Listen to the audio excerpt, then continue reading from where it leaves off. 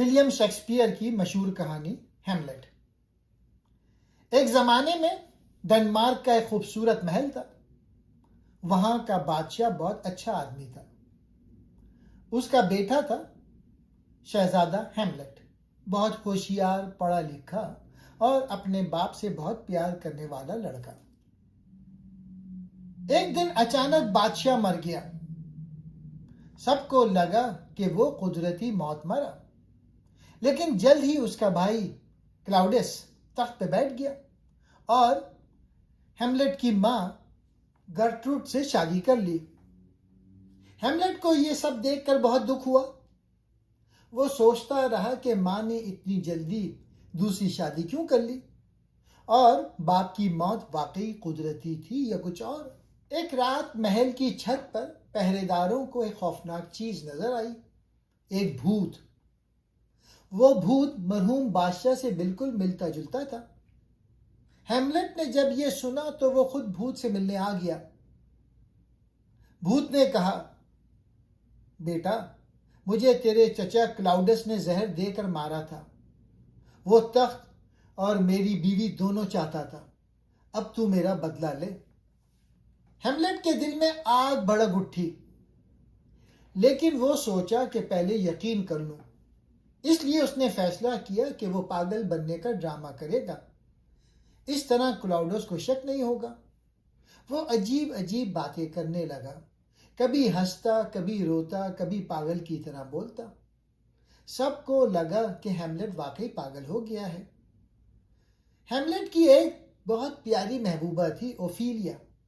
وہ بہت معصوم اور نرم دل لڑکی تھی، لیکن ہیملیٹ نے پاگل پن کے ڈرامے میں اوفیلیا سے بھی بہت برا سلوک کیا۔ اس نے کہا، میں تجھ سے پیار نہیں کرتا۔ اوفیلیا کا دل ٹوٹ گیا اور وہ واقعی پاگل ہو گئی۔ ایک دن وہ پھولوں کے ساتھ ندی میں چلی گئی اور وہاں ڈوب کر مر گئی۔ یہ منظر بہت اداس ہے۔ پرانی تصویر میں اوفیلیا کو پانی میں تیرتے دکھایا جاتا ہے۔ ہیملیٹ کو یہ یقین دلانے کے لیے کہ ایک دن اس نے ایک ڈرامہ منگوایا۔ اس ڈرامے میں بالکل ویسے ہی قتل دکھایا گیا جیسے بھوت نے بتایا تھا، یعنی کان میں زہر ڈال کر بادشاہ کو مارنا۔ جب کلاؤڈس نے یہ دیکھا تو اس کا چہرہ سفید پڑ گیا۔ وہ گھبرا کر اٹھ کر چلا گیا۔ اب ہیملیٹ کو پورا یقین ہو گیا کہ چچا ہی قاتل ہے۔ ایک دن ہیملیٹ نے اپنے دوست ہوریوٹو سے بات کی۔ وہ کہتا رہتا تھا، زندگی بہت عجیب ہے، جینا چاہیے یا مر جانا چاہیے۔ وہ مشہور جملہ یہ ہے، ہونا یا نہ ہونا، یہی سوال ہے۔ اب کلاؤڈس کو بھی ڈر لگنے لگا۔ اس نے ہیملیٹ کو انگلینڈ بھیجنے کی سازش کی تاکہ وہاں اسے مار دیا جائے، لیکن ہیملیٹ واپس آ گیا۔ ادھر اوفیلیا کے بھائی لیریٹس کو بھی بہت غصہ تھا، کیونکہ اس کا باپ پولینیس، جو اتفاق سے ہیملیٹ کے ہاتھوں مر گیا تھا، اب لیریٹس کو غصہ یہ تھا کہ وہ بدلہ لے اپنے باپ کے مرنے کا ہیملیٹ سے۔ کلاؤڈس نے لیریٹس کو بھڑکایا اور دونوں نے مل کر ہیملیٹ کو مارنے کی سازش کی، ایک زہریلی تلوار اور زہریلا مشروب۔ آخر میں ایک بڑی تلوار بازی کا مقابلہ ہوا۔ گرٹروڈ، جو کہ ہیملیٹ کی ماں تھی، اس نے غلطی سے زہریلا مشروب پی لیا اور مر گئی۔ لیریٹس نے زہریلی تلوار سے ہیملیٹ کو زخمی کیا، لیکن ہیملیٹ نے بھی وہی تلوار لے کر لیریٹس کو مار دیا۔ ہیملیٹ نے زخمی ہونے سے پہلے کلاؤڈس کو زہر کا پیالہ پلا کر اور تلوار سے مار دیا، اور آخر میں خود ہیملیٹ بھی مر گیا۔ محل میں خون کی ندی بہہ گئی۔ سب مر گئے، کلاؤڈس، گرٹروڈ، لیریٹس، ہیملیٹ۔ صرف ہیملیٹ کا سچا دوست ہوریوٹو، صرف وہ زندہ بچ گیا۔ پھر ناروے کا شہزادہ آیا اور ڈنمارک کے تخت لے لیا۔ بس یہی تھی ہیملیٹ کی اداس اور گہری کہانی۔ ایک شخص جو بدلہ لینا چاہتا تھا، لیکن اتنا سوچتا تھا کہ سب کچھ تباہ ہو گیا۔ ہیملیٹ کا ڈرامہ ہمیں زندگی کے بارے میں چند بہت اہم باتیں سکھاتا ہے۔ پہلا تو یہ فیصلے میں دیر کرنا۔ ہیملیٹ کا سب سے بڑا مسئلہ یہ تھا کہ وہ بہت زیادہ سوچتا تھا اور عمل کم کرتا تھا۔ وہ جانتا تھا کہ کلاؤڈس جو کہ اس کا چچا تھا اس نے قتل کیا تھا اس کے باپ کو، لیکن وہ صحیح وقت کا انتظار کرتا رہا۔ سبق یہ ہے کہ زندگی میں بعض اوقات زیادہ سوچنا انسان کو کمزور بنا دیتا ہے۔ صحیح وقت پہ صحیح فیصلہ کرنا بہت ضروری ہے۔ سچ اور دکھاوے کا فرق۔ ڈرامے میں دکھایا گیا ہے کہ جو نظر آتا ہے وہ ہمیشہ سچ نہیں ہوتا۔ کلاؤڈس اوپر سے ایک نیک بادشاہ نظر آتا تھا، لیکن اندر سے وہ قاتل تھا۔ اسی طرح ہیملیٹ نے پاگل پن کا لبادہ اوڑھا ہوا تھا تاکہ وہ دشمنوں کو بیوقوف بنا سکے۔ سبق یہ ہے کہ لوگوں کو ظاہر پہ بھروسہ نہ کریں، حقیقت ہمیشہ گہرائی میں چھپی ہوتی ہے۔ انتقام کا انجام۔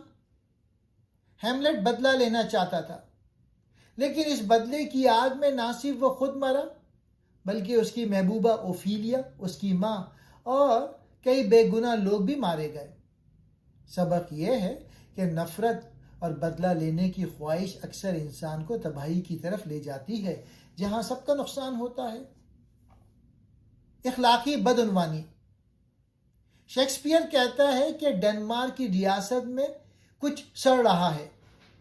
یہ اس بات کی طرف اشارہ ہے کہ جب حکمران یا خاندان کے بڑے بے ایمان ہو جائیں تو پوری سوسائٹی زوال کا شکار ہو جاتی ہے۔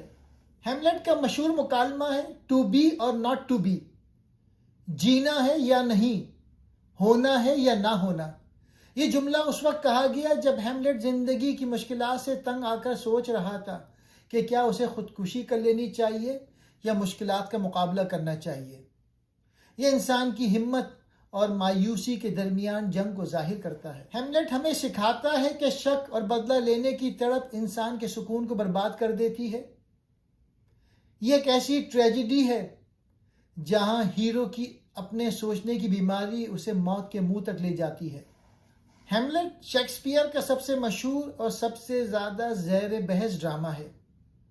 یہ صرف ایک قتل اور بدلے کی کہانی نہیں بلکہ انسانی نفسیات، اخلاقی کشمکش، سیاسی چالوں، خاندان کے رشتوں اور انسان کی اندرونی کمزوریوں کی ایک گہری تشویش پیش کرتا ہے۔ یہ ڈرامہ اس بات کا ثبوت ہے کہ انسان جب انصاف اور بدلے کے درمیان پھنس جاتا ہے تو اس کے فیصلے کیسے بکھر جاتے ہیں۔ ہیملیٹ کی شخصیت دنیا کے ادب میں سب سے پیچیدہ کرداروں میں شمار ہوتی ہے۔ کبھی وہ شدید غم میں ڈوبا ہوا دکھائی دیتا ہے، کبھی پاگل پن کا ڈرامہ کرتا ہے، کبھی دانشمند بنتا ہے اور کبھی بدلے کی آگ میں بے قابو ہو جاتا ہے۔ کہانی کا ابتدائی ماحول۔ ڈرامے کا آغاز ایک خوفناک منظر سے ہوتا ہے۔ رات کے وقت محل کی فصیل پر بادشاہ کا بھوت نمودار ہوتا ہے۔ محافظ حیران ہو جاتے ہیں اور فوراً شہزادے ہیملیٹ کو اطلاع دیتے ہیں۔ یہ منظر ڈرامے میں آنے والے طوفان کی پہلی علامت ہے۔ ہیملیٹ پہلے ہی دکھی تھا کیونکہ اس کا والد اچانک انتقال کر گیا تھا اور ابھی اسے صدمے سے نکلنے کا موقع بھی نہیں ملا تھا کہ اس کی ماں نے چند ہی ہفتوں بعد ہی اس کے چچا کلاؤڈس سے شادی کر لی۔ ہیملیٹ کے دل میں یہ شادی بے وفائی کا سب سے بڑا ثبوت تھی۔ ماں کے اس فیصلے نے اس کے ذہن میں بد اعتمادی کی آگ بھڑکا دی۔ بادشاہ کے بھوت کی حقیقت۔ جب ہیملیٹ رات کو محل کی فصیل پہ جاتا ہے تو بھوت اس سے براہ راست بات کرتا ہے۔ بھوت اسے بتاتا ہے وہ قدرتی موت سے نہیں مرا بلکہ قتل کیا گیا۔ قاتل اس کا اپنا بھائی تھا۔ اسی بھائی نے محل کی لالچ میں اسے سوتے وقت زہر دے کے مارا، پھر اس نے ہیملیٹ کی ماں سے شادی کر لی۔ یہ خبر ہیملیٹ کو اندر سے توڑ دیتی ہے۔ بھوت حکم دیتا ہے کہ بدلہ لو لیکن اپنی ماں کو نقصان نہ پہنچانا۔ یہ لمحہ پوری کہانی کا سب سے اہم موڑ ہے۔ اس کے بعد ہیملیٹ کی شخصیت بدل جاتی ہے۔ وہ انصاف اور اخلاقی ذمہ داری کے درمیان پھنس جاتا ہے۔ ہیملیٹ کی نفسیاتی الجھن۔ ہیملیٹ بدلہ لینا چاہتا ہے مگر فوراً قدم نہیں اٹھاتا۔ اسے لگتا ہے کہ شاید بھوت کوئی شیطانی دھوکہ نہ ہو۔ وہ سوچتا ہے کہ اگر اس نے غلط شخص کو مار دیا تو کیا ہوگا۔ یہی سوچیں اسے اندر سے کمزور بنا دیتی ہیں، اور یہی مشہور مکالمہ آتا ہے، جینا بہتر ہے یا مر جانا۔ یہ انسانی ذہن کی سب سے بڑی کشمکش ہے۔ کیا زندگی کی تکلیفیں برداشت کرنا بہتر ہے یا موت سب مسائل کا حل ہے؟ ہیملیٹ کے دل میں بدلا ہوا جذباتی طوفان چل رہا ہے جو پورے ڈرامے کا رنگ بدل دیتا ہے۔ اوفیلیا اور ہیملیٹ کی ٹوٹی ہوئی محبت۔ ہیملیٹ کی زندگی میں ایک نرم گوشہ بھی تھا، اوفیلیا اسے چاہتی تھی اور وہ بھی اس سے محبت کرتا تھا، مگر محل کی سیاست نے اس رشتے کو زہر آلود کر دیا۔ اوفیلیا کے والد پولینیس اور بھائی لیانٹس اسے ہیملیٹ سے دور رہنے کا مشورہ دیتے ہیں۔ ہیملیٹ کے عجیب رویے نے اوفیلیا کو بھی الجھن میں ڈال دیا۔ جب ہیملیٹ پاگل پن کا ڈرامہ کرتا ہے تو اوفیلیا اس کی حالت کو سچ سمجھتی ہے۔ بالآخر پولینیس کے قتل اور ہیملیٹ کی بے اتنائی کے بعد اوفیلیا کا ذہن ٹوٹ جاتا ہے اور وہ غم میں ڈوب کر مر جاتی ہے۔ اوفیلیا کی موت ڈرامے کا سب سے دردناک واقعہ ہے۔ ڈرامے کے اندر ڈرامہ۔ ہیملیٹ کو یقین دلانے کے لیے کہ بھوت جھوٹ نہیں کہہ رہا تھا، وہ ایک شاندار منصوبہ بناتا ہے۔ وہ اداکاروں سے ایک ایسا ڈرامہ کرواتا ہے جس میں بادشاہ کے قتل کا منظر بالکل ویسے ہی دکھایا جاتا ہے جیسے بھوت نے بتایا تھا۔ جب چچا کلاؤڈس اس منظر کو دیکھتا ہے تو گھبرا کر اٹھ جاتا ہے۔ یہ ہیملیٹ کے لیے اشارہ تھا کہ چچا واقعی مجرم ہے۔ یہ منظر شیکسپیئر کی تخلیقی طاقت کی بہترین مثال ہے۔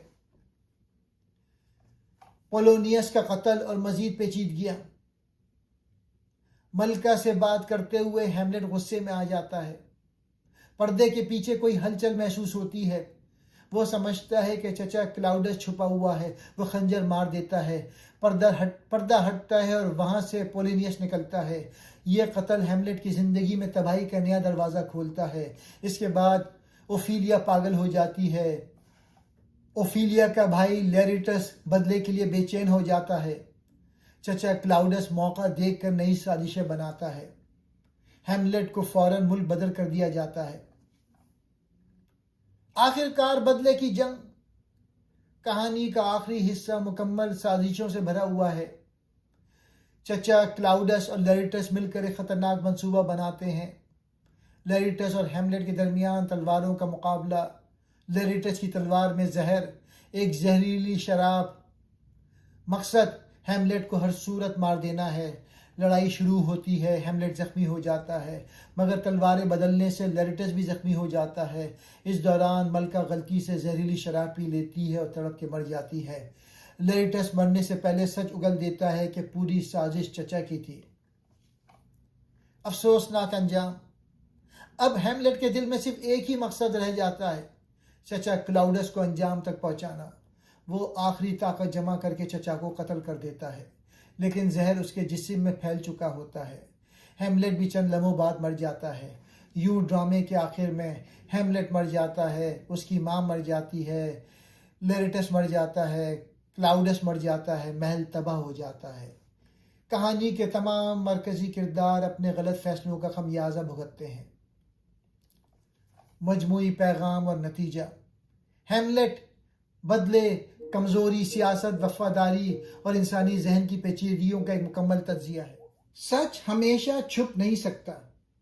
ہیملیٹ کے والد کا قتل چھپایا گیا، مگر آخر کار سچ سامنے آ گیا۔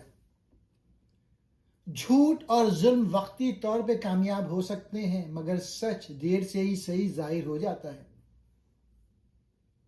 جلد بازی نقصان پہنچاتی ہے۔ ہیملیٹ نے غصے میں آ کر پولینیس کو قتل کر دیا تھا، جو اصل مجرم نہیں تھا۔ غصے اور جلد بازی میں لیا گیا فیصلہ اکثر پچھتاوے کا سبب بنتا ہے۔ طاقت اور اقتدار انسان کو اندھا کر دیتا ہے۔ کلاڈیس نے اقتدار کے لیے اپنے ہی بھائی کو قتل کر دیا۔ جب اقتدار دل پہ حاوی ہو جائے تو انسان رشتے، اخلاق اور خدا سب کچھ بھول جاتا ہے۔ برے اعمال کا انجام برا ہوتا ہے۔ کلاڈیس نے سازش، زہر اور دھوکے کا سہارا لیا، مگر آخر کار خود بھی تباہ ہو گیا۔ ظلم اور فریب کرنے والا آخر کار خود ہی اپنی جال میں پھنس جاتا ہے۔ माँ बाप के फैसले बच्चों पर असर डालते हैं। हेमलेट की माँ की जल्दबाजी की शादी ने हेमलेट को अंदर से तोड़ दिया। वालिदैन के फैसले बच्चों की ज़हनी और जज्बाती जिंदगी पर गहरा असर डालते हैं। बदला मसले का हल नहीं। हेमलेट को बदला लेना था, मगर बदले ने कई बेगुनाहों की जान ले ली। बदला लेने से मसला हल नहीं होता, बल्कि मजीद खराब हो जाता है। हेमलेट हमें सबक सिखाता है कि सच, सब्र और इंसाफ ही असल ताकत हैं। ताकत, बदला और गुरूर इंसान को तबाह कर देते हैं। सही वक्त पे सही फैसला करना जिंदगी की कामयाबी है। शुक्रिया।